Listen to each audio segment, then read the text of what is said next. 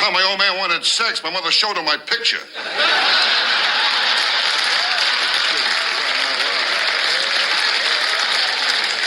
A very ugly kid in my sandbox. The cat kept covering me up all the time, you know? Well, when I was a kid, nobody was nice. I was 6 years old. I found out there's no such thing as Alpo baby food.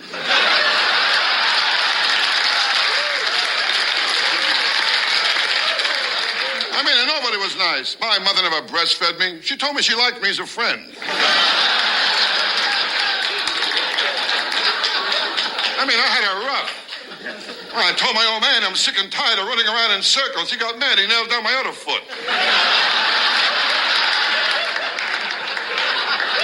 I mean, that's the story of my life. No respect. I don't get no respect at all. Are you kidding?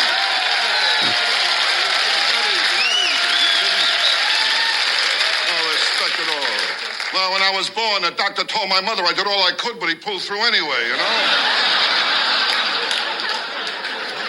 I mean, I don't get no respect from anyone. Well, last week my house was on fire. My wife told the kids, be quiet, you wake up Daddy. Stay over to Hollywood. That's right in my spot there. Okay, I'll see you now.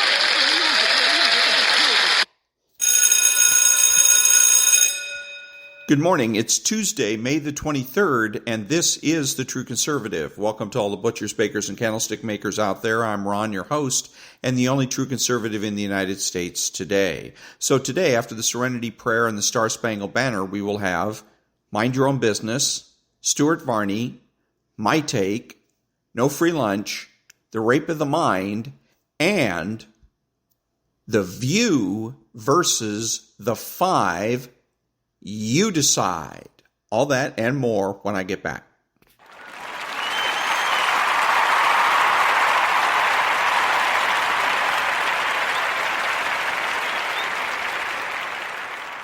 God, grant me the serenity to accept the things I cannot change, the courage to change the things I can, and the wisdom to know the difference. Amen.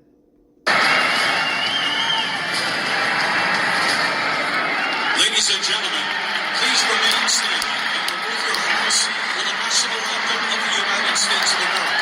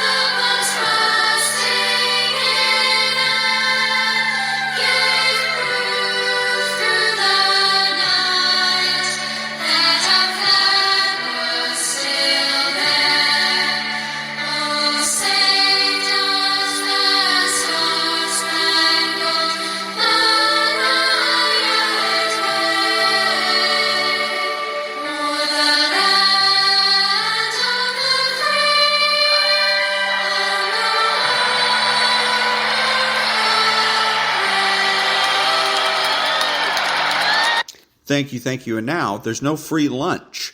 250 Economic Truths by David-Bahnsen. All trades, arts, and handiworks have gained by division of labor, namely, when instead of one man doing everything, each confines himself to a certain kind of work distinct from others in the treatment it requires, so as to be able to perform it with greater facility and in the greatest perfection. Where the different kinds of work are not distinguished and divided, where everyone is a jack of all trades, there manufacturers remain still in the greatest barbarism. Immanuel Kant. Sameness is the enemy of creativity, and it is the enemy of productivity. Diversity here actually has a real meaning, not virtue-signaling noise. But the concept of diversity here refers to distinction, specialization, differentiation, unique creativity, focused talent, and skill, all creating an improving output against the spirit of mediocrity that no division of labor fosters. And that was There's No Free Lunch by David-Bahnsen. Back in a minute.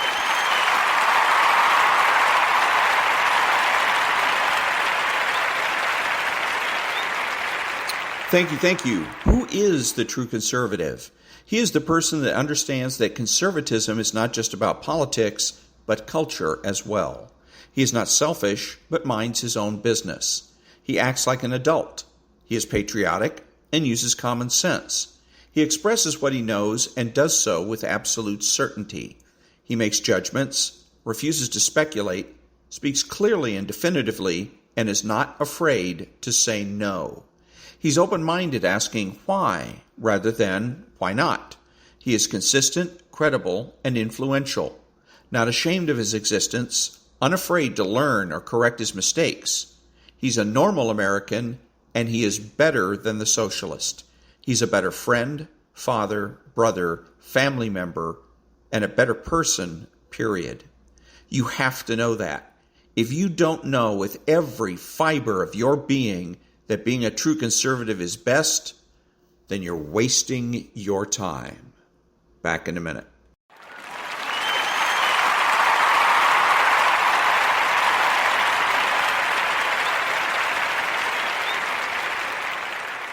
Thank you. What are the true conservatives' suggested political priorities? Number 1, the abolition of abortion throughout the land.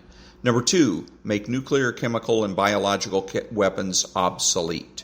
Number 3, immediate decertification of all public employee unions. 4, the immediate assignment of criminal and civil liabilities to all government regulators. Number 5, the immediate repeal of the so-called Patriot Act. Number 6, the immediate repeal of all emergency dictator laws. Number 7, the reinstatement of writs of outlawry.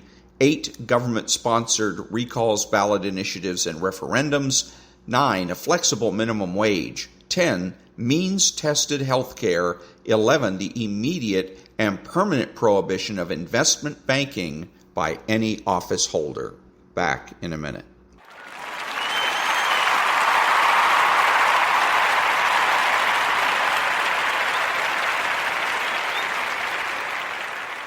Thank you. And now, a little bit of Stuart Varney, and it's he's had played a clip, and we're going to catch the tail end of it from the View, and so he has a guest that he's going to be asking about this.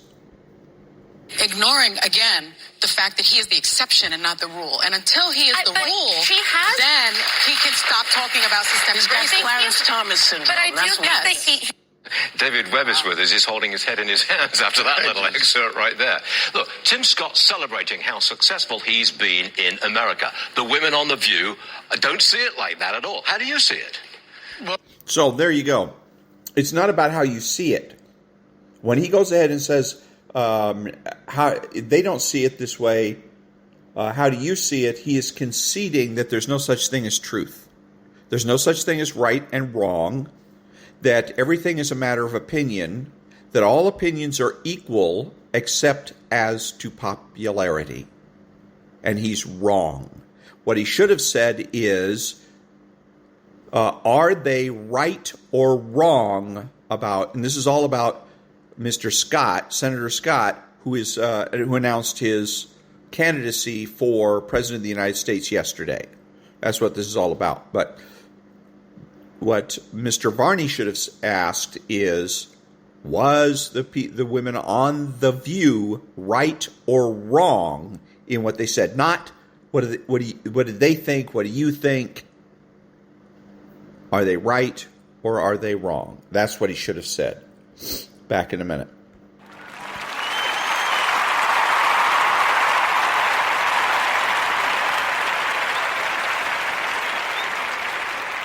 Thank you. And now, the rape of the mind. Chapter 11, Mental Contagion and Mass Delusion. During disturbed times such as these, the thoughts of everyone follow the diplomatic play going on at the various political conferences. It would be worthwhile to investigate whether it is possible for leaders of nations to arrive at a common understanding as a result of mutual exchange of words, ideas, and the negotiating of treaties. Yet the various cultures in the world and the different ideologies not only speak different languages, but even their ways of thinking are different. Unobtrusively, our personal past and our cultural environment creep into our thinking habits. Our feelings and thoughts are conditioned and coerced by various social influences. It is already possible to bring to surface some of the illusions and prejudices people have about one another. We may say that the special environments in which people develop and the habits they build up foster subtle illusions and delusions in persons, of which they are, for the most part, unaware. Through research in the field, anthropology and psychology have been able to compare different ideologies in people by observing the growth of the wholesome and the unwholesome in the child, in groups, in tribes, and lastly, in nations. The findings call to our attention the difficult art of argument in situations where there is scarcely any common ground of communication and understanding. In a study on mental coercion, we have to trace some of these mass psychological influences which condition our attitude in life. So that was Chapter 11, Mental Contagion and Mass Delusion from The Rape of the Mind. Back in a minute.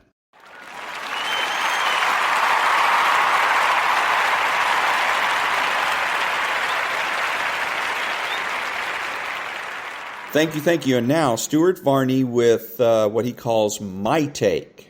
With those new home sales numbers coming in. All right, that's the markets, that's new home sales. Now this. I've been saying this for some time and taking a lot of heat for it. That senior Democrats will eventually tell the president it's time to step aside from the presidential race. He's too gaffe prone. He's not firmly in command. He's too old. And most importantly, the Democrats don't think he can win. Politics can be brutal. Well, it looks like the party is beginning the process of easing him out. The Washington Post got the ball rolling with an editorial saying Biden has a real issue with age and that he has, quote, an obligation to interact with reporters. In other words, get out of the basement. You're not doing your job. A separate article, again in the Washington Post, speculates on who would be the candidate if it's not Biden. Seems like they're trying to line people up.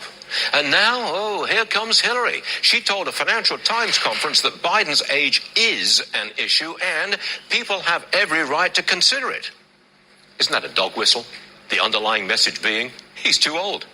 This is a first-class Democrat dilemma. If they run this candidate, they know he is likely to lose, no matter who his opponent is.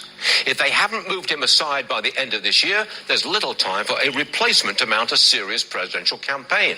And if the president is incapacitated before the election, then we have President Harris. America's in a difficult position. An aging president in cognitive decline, a vice president in whom there is little confidence, and an election process which has already begun with serious doubts about the president's ability to complete even his first term. Democrats who want to win in 24 and who have some thought about the stability of this great country should have that chat with the president and have it now. So there we go. Now, two things on this. He gets it half right. In the beginning, he gets it wrong because he's making predictions. I've been predicting that the Democrat Party will tell him to take a hike, or words to that effect. At the very end, he says, he uses the S word, which is what he should do. He says they should have that talk with the president. And why is that important? Because if you're going to make predictions, which is what the left wants you to do, then you're either going to be right or wrong. And every time you're wrong about a particular prediction, it hurts your credibility, it hurts your integrity, and people are not going to take you seriously in the future. Whereas if you make a moral statement or a moral judgment using the should word, it's unassailable. Okay, we might be able to argue about whether or not some of the details in your should statement. But basically, there's no way, it's not like a prediction where it's either going to come true or it's not. Okay, you're solid every time you make a judgment, every time you use the should word, you are on solid ground and it's unassailable. So it's always much better to use that term to make the judgment call, tell people what it is that they should do, which is what they want to hear anyways. No one really wants a prediction. I don't care what you think is going to happen. I want to know what it is I should do, because I'm interested as a human being in being happy. And the only way I can be happy is if I know what I should do. Back in a minute.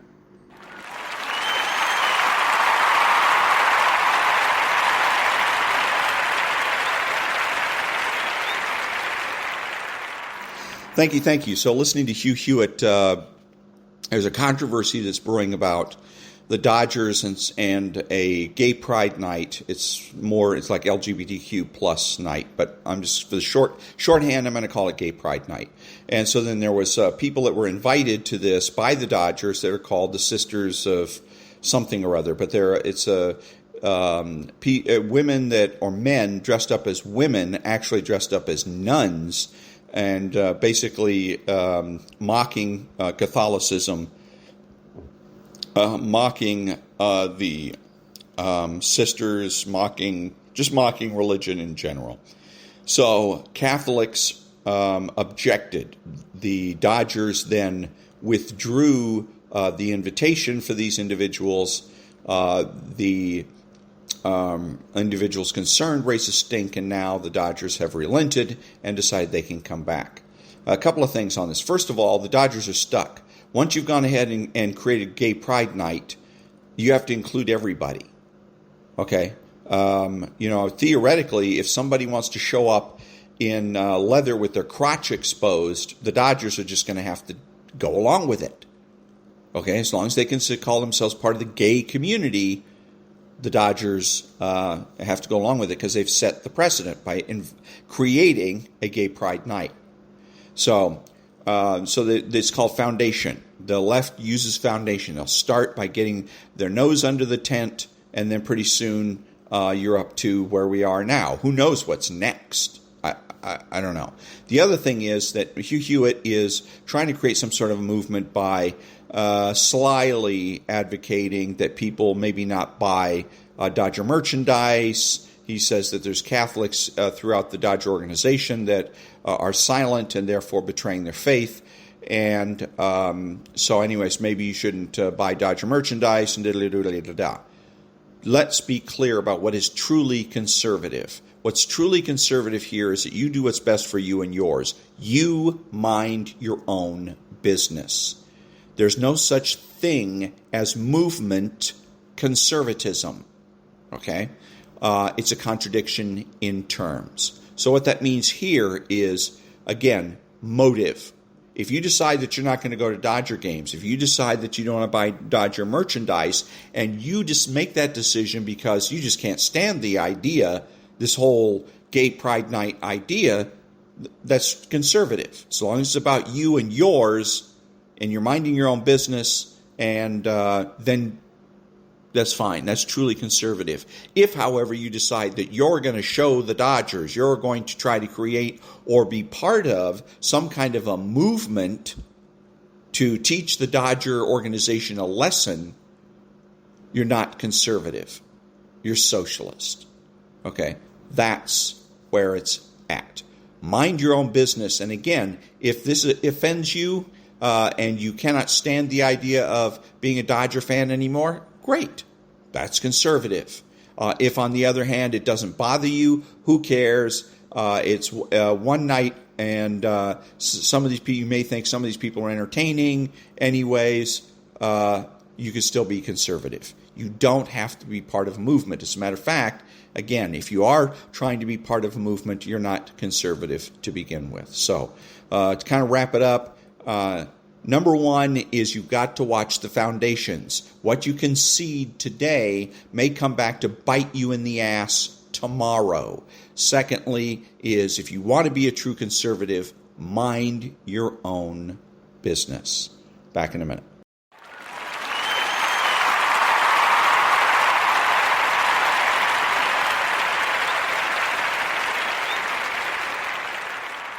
Thank you. So this version of You Decide is going to be between The View and The Five. The View is from CNN, and The Five is from Fox, and it's going to be each group's take on Senator Tim Scott's announcement that he is running for President of the United States. So, first up is going to be The View. Republican Senator Tim Scott has thrown his hat into the rink. He, I guess, put out a clip, an ad, which I guess we're going to see right now, right? Yeah. Today's kids are growing up immersed in a culture where everyone's a victim. We have to start teaching the necessity of individual responsibility. If you are able-bodied, you work. If you take out a loan, you pay it back. If you commit a violent crime, you go to jail. Can I get an amen? You know, Tim, we should show this ad to your party. Especially if you're going to talk about personal responsibility. Yeah. I mean, you know, all of the talk about a victim. I won the election. I won. Come on now. This might have been a little much this year, you know. So I've always loved Tim Scott. I knew when he was in the House. He's was the first Black Republican senator in the Senate, which I think is great. I love that this is a contrast to Donald Trump. I just worry. I don't know if the party's ready for it. What Tim Scott brings is a traditional conservative that stands for something other than just grievance. He's somebody who wants to reach across the aisle when there's an opportunity to do that. He did that with the First Step Act and has made getting not even wrongfully, but I'd say getting people out of prison who have been over-sentenced and trying to rehabilitate them and get them back into society. And my favorite is opportunity zones, which he's been big on economic investment in underserved communities, which I believe in this country, the dignity of work in a career, in a profession is the biggest equalizer. And it's a thing that kind of lets you create your American dream. I'm hoping that there's a juxtaposition here to Trump that resonates with people. I don't know, but Tim Scott's someone I could support. I'm excited he's in the race. I got to tell you, I'm also happy he's in the race because I think there is such a dearth of melanin in the Republican Party and also of optimism and unity, right? So when the bar is low, right? So when you've got there is Donald Trump and Ron DeSantis, who's also going to announce this week, and they're both full of grievances and piss and vinegar. One is spreading conspiracy theories and lies and calling himself the Retribution. The other one is manufacturing culture wars against everything and everyone to the point where the NAACP actually issued a travel advisory against going to Florida. The formal travel notice states Florida is openly hostile toward African Americans, people of color, and LGBTQ individuals.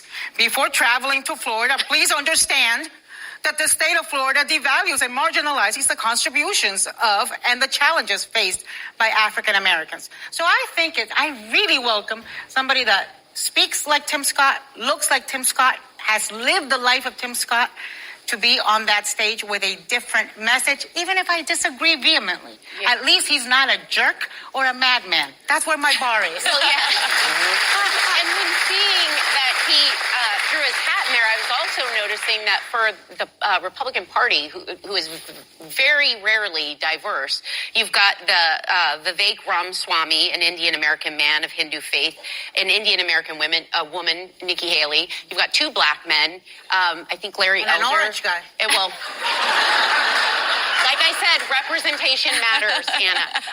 But I think the thing that is unique about Tim Scott is we talked at one point about how could evangelicals support a Donald Trump, and they did.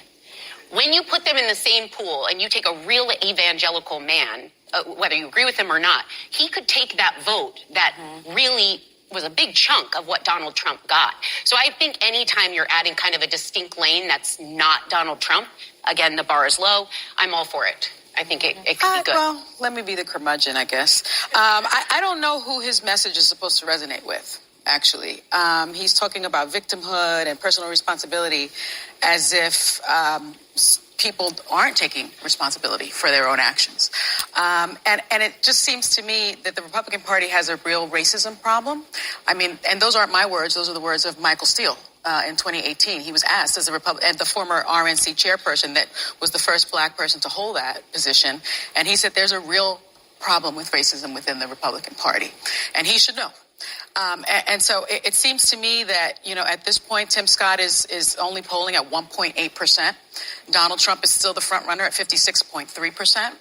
And I do people are surprised at that. But yes, and Ron DeSantis is at 19.4%. And so it just seems to me that this is, and black people make up 2% of registered Republicans. So it's a very tiny fraction. I don't know that the overwhelming base would vote for someone like Tim Scott. I think it's really important. If he had come out and he had said, you know what? Here's what has been happening, and here's how I'm going to change it. Yeah. Instead, for me, he came out and did that dog whistle, victimhood. As soon as you say that, you know what he's talking about. I didn't like that. I didn't like it. I don't like the idea that he's got this idea that people don't take responsibility for what they do. And that's why I said, listen, you should talk to your party first, because they didn't take responsibility. No. So I want, listen, if he comes out with something that makes sense, that's what will make him sparkle. Tell us what you're going to do. Yeah. You come out and you say, well, I'm going to make sure that, I do the strictest abortion law. That's not going to fly. No. That's not going to fly, because you have to be here for the entire nation and figure out what's going to work for everybody, not for just one side, because we've already had it and it doesn't work that way. It's not a good, it's not a good I don't look. think he's, I don't know, maybe, I don't want to assume what he's in it for, but I don't think he has much of a chance of winning. Let's just say that. The Republican Well, you never primary. know. But I think his voice is important. Look, one of the things he's done in the Senate. He's got to tell the truth, though, baby. He's got to tell the No, truth. and he speaks about things like after the police shootings in against African Americans in 2016, he did some speeches on the Senate floor that were incredibly impactful about what it's like to live in America, what it's like to live in the South. Let's remember he's from South Carolina, in the skin of a black he man. ignores systemic racism. Yeah. He No, pretends that it but doesn't what I'm saying exist. to you is that they're not hearing it from Tim Scott, they're not hearing it, period. I think so at least he's But adding I think that. one of the issues that Tim Scott has is that he seems to think because I made it, everyone can make it, ignoring, again, the fact that he is the exception and not the rule. And until he is the but rule, then he can stop talking about systemic He's got racism. Clarence Thomas syndrome. But I do That's think what- that he has championed policies specific to help the black and brown community. The First Step Act, which I know a lot of liberals think it didn't go far enough, but it helped in the first year get 3,000 inmates released into rehabilitation programs. Those are all Opportunity- great. He was the champion of the Emmett Till Anti-Lynching Act, which I think was able... He was one of them. Yeah, he was. Listen, one of them, and it I was don't very take it. narrow. Look, he's done some good stuff. Okay. But if you're running for president, you got to do more than that. Yeah. You have to represent us as a nation and then say, and as a black man, this is also how I feel. But you...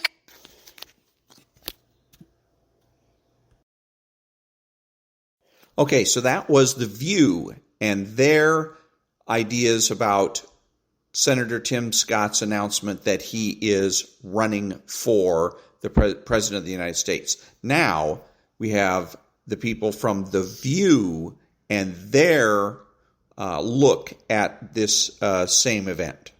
All right. More Republicans lining up for the chance to send Joe Biden into retirement. Senator Tim Scott declaring his candidacy and taking aim at liberal ideology. Joe Biden and the radical left are attacking every single rung of the ladder that helped me climb. Victimhood or victory? Grievance or greatness? I choose freedom and hope and opportunity. Will you choose it with me? And the ladies of The View aren't too happy with Tim Scott and are discounting his candidacy because they think Republicans are racist. He came out and did that dog whistle, victimhood. As soon as you say that, you know what he's talking about. I didn't like that. He seems to think because I made it, everyone can make it, ignoring, again, the fact that he is the exception and not the rule. And until he is the rule, then he can stop talking about systemic racism. Clarence Thomas syndrome. But I do think that he God, what an inner circle of hell that is. The fact that if the judge, the fact that you say don't be a victim, being is somehow a dog whistle for racism, and that success is the exception and not the rule. That's what they said. And they are not white women there. They've been very successful. So they are the exception. What have they been doing for the past 40 years? Yeah, but the truth is, everything that's being said now is not about reality. It's not about truth anymore. It's all about party. Okay? If they didn't have a political letter on them, they could have been supporting him and saying, look to the African American community. You can come literally from slavery and be a United States senator and run for president. They're so hateful. I've never seen a group so hateful as the group on The View. And they say the Republican Party is rarely diverse. Well, wait a minute. We've got Vivek Ramaswamy running for president. Right. We've got Nikki Haley running for president. We got Tim Scott running for president. Who do you have? An old guy, and everyone's afraid to run against him. An old white guy. On top of that. They're propping up an old white guy and calling the Republicans racist. And I guess they assume that Vivek and Tim Scott are all the new faces of white supremacy. Right, exactly. What did they say about the lieutenant governor of Virginia, that she was a black mouthpiece for white nationalism or something like that? You can't win. You can't win with them. Tim is a good friend. I really like him, and I wish him very well as he pursues this. But speaking about the Democrats and the DNC, if you listen to them, there is no primary. There is no opposition. They're going to try to pretend Bobby Kennedy's not polling at 20% because they don't want to have to put Joe Biden on the record to compare and contrast. Hey, you have a record. The American people, Democrat voters, actually do have a choice in this election. And, they're going to try to ignore him for as long as they can because they're deathly afraid of him. And they're going to do to him what they did to me in the Democratic primary of 2020, which is pretend you don't exist. And then if people start noticing you, then they will try to smear and cancel and destroy him at all costs. I remember what Hillary did to you. Exactly. Yeah, and she's still standing. Baseless smears that get repeated over and over and over again by the propaganda media until people actually start to believe it, and it starts causing some real damage. But on the bright side, Hillary didn't kill you. It's always a possibility. Every day, life is a blessing, and I'm grateful always a for it. possibility. I don't know, this is a Tulsi Gabbard body double right now. AI. Jesse, we were in the break talking about Tim Scott and how excited you are and what a positive, powerful message he has as an unmarried 57-year-old man who could devote all of his time to the office and not be bothered by the annoyances of pesky children and annoying spouses. You mean when I was telling you that I was now off the Trump train and now on the Tim Scott train? Yes, that's Chew. With all due respect, I don't understand the Tim Scott thing. Nice guy, but nice guys finish last. To me, he's just your average Republican senator. He votes with Republicans, and that's a good thing. But he's got a good personal story, and then the personal story kind of stops, and you don't know anything else about his personal story. You have a terrible personal story. I'm just getting started. This guy is not running for president. He's running for cabinet, and people do that. You run for a cabinet position or you run for VP. I don't know. Is Trump flirting with the guy? He was saying nice things about Scott. Scott's going to say nice things about him, but Scott's got no shot. He'll probably get fleeced by his consultants, or other consultants will just say Republicans aren't racist because Tim Scott's running for president. I don't really care about what color Tim Scott's skin is. And I'm sick of everyone talking about what color his skin is. Every time you hear him covered on the mainstream media, it's about his skin. On conservative media, it's about his skin. I don't want to talk about his skin. I want to talk about the country. Can we just talk about the country? You want to talk about his muscles? What, have you seen him with the shirt off? He's in great shape. Is he really? He's in great shape. I think the problem here, Jesse's very cynical. He believes that the only people who should run for office are the ones who have it in the bag. So you just want. I don't even think he's a long shot. Let's put it that way. Jesse. Wow. You know what? Do you think he has a shot at being the president if you have DeSantis and Trump in the primary? Do you know what go ahead. What bothers me, Dana, is that he does have a positive and powerful message. Yep. Overcoming obstacles, championing individual freedom. He's not a victim. And yet all of that can be discounted as he's just a dog whistle of white supremacy. It's like now when you talk about success, that is supposed to be like an insult to black people. How did that happen? One of the things that is impressive about him is how he lets that roll off his back. You remember he was the one who was trying to put forward police reform, all the Democrats turned on him. Mm-hmm. And they could have actually had that accomplishment if they had wanted it. It was right there for the taking.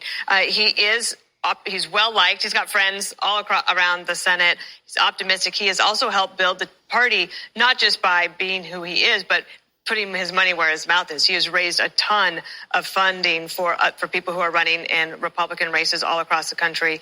And so he really believes what he says. Now, in any other race, in any other primary, this might have been a trajectory-changing thing in the race. But because the media just wants to focus on his color of his skin and the fact that he has $22 million, they'll say something positive about him, maybe. But President Trump also said things that are nice about him. The media and President Trump are going after DeSantis. Yeah. And that announcement is happening this week. That's where the story, I think, lies right now. All right. Well, Senator Tim Scott will join Trey Gowdy on Fox News tonight at 8 p.m. Eastern. Okay, so that was CNN and Fox, and it was The View versus the Five, on Senator Tim Scott's decision to run for president of the United States. I think one of the most interesting statements, again, was done by Jesse Waters, who was saying, I'm tired of the whole color thing. I want to know what's best for the country. You didn't hear that from The View. Nobody on The View said, hey, what's best for the country?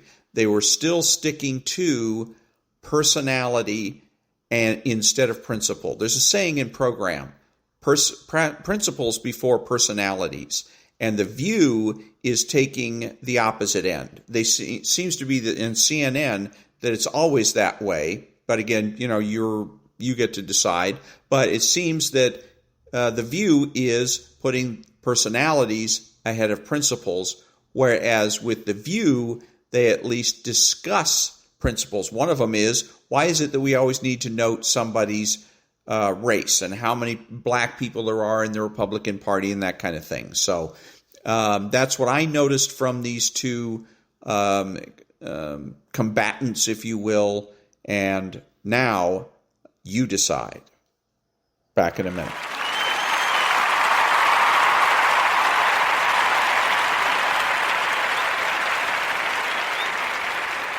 Thank you. So again, more Stuart Varney in here. He's asking a reporter in Chicago about a restaurant that was, as Stuart Varney put it, riddled with bullets a few months ago, and he's asking whether or not the people that own this restaurant are planning to stay in Chicago or leave.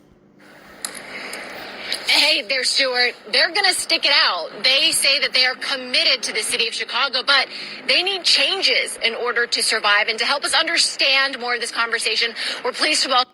So we'll stop it right there. She's going to welcome somebody that I don't want to hear from, who's boring and all that. But anyways, she says the interesting point here, she says they say they're committed to the city of Chicago. They're obviously not conservatives, because the true conservative isn't committed business-wise. You have a business, you're not committed to any particular place unless you have a contract.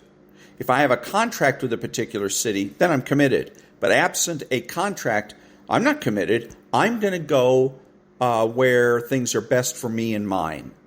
And so now maybe if they want to say, we're going to stay here because we're convinced that the shooting up of our restaurant was a one-off, and we believe that it won't happen again, okay, then that's conservative. But coming out here and saying, well, we're committed to the city of Chicago, like you owe it to the city of Chicago to stay, is not conservative. It's socialist.